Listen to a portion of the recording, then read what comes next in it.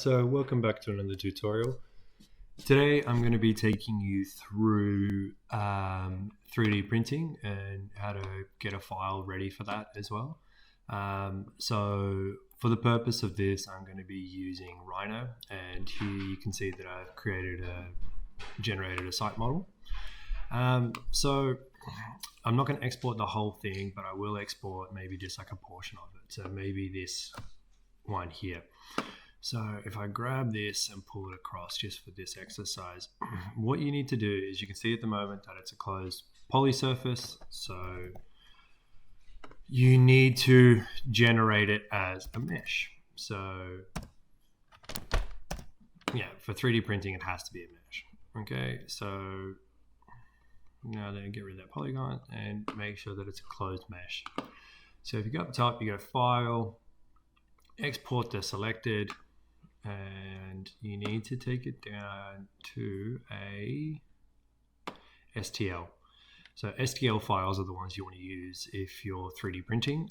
So print and save onto your desktop. Yes. Binary export. Yes. Always use these. Okay. Yep. So now that that's exported, if you open up your 3D printing software, so for this I actually have a 3D printer, and being a ender, I have uploaded its settings onto Cura. Cura is like a really good free app for 3D printing.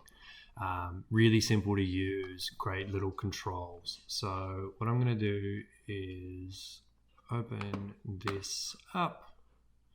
So select the file there. All right, so you can see that it has produced our model ready for print.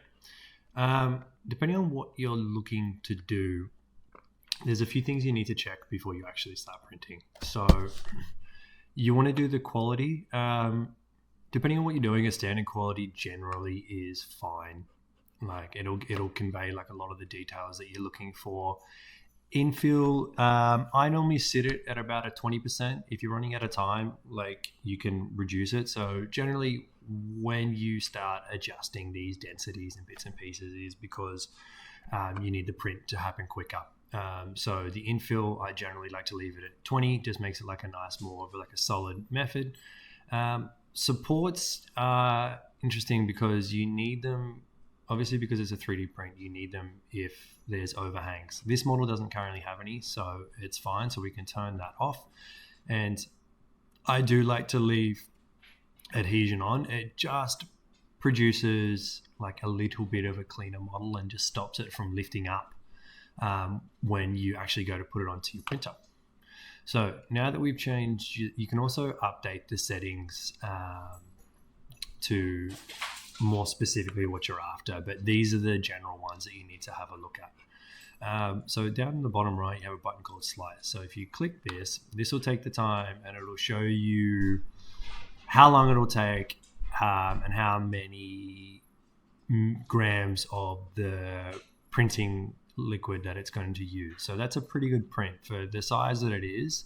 One of the other things you can do as well is you can, over on the left hand side, you can move it around to be where you want it on the printing surface as well. You can adjust its scale, you can rotate it, you can obviously like mirror the object, and there's like just a few more settings. But for what we've got, I think it's fine. So you do the slice again, and then you can do preview as well. So it'll show you generally how it'll look. So it'll do like this little raft here along the bottom that'll provide it like a little adhesive surface, and this is generally how the pattern is going to look. So you can see how it just sort of builds up as it goes.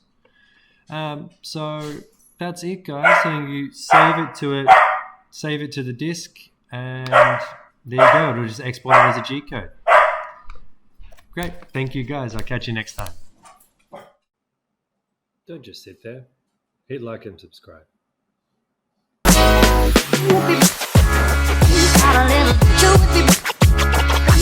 little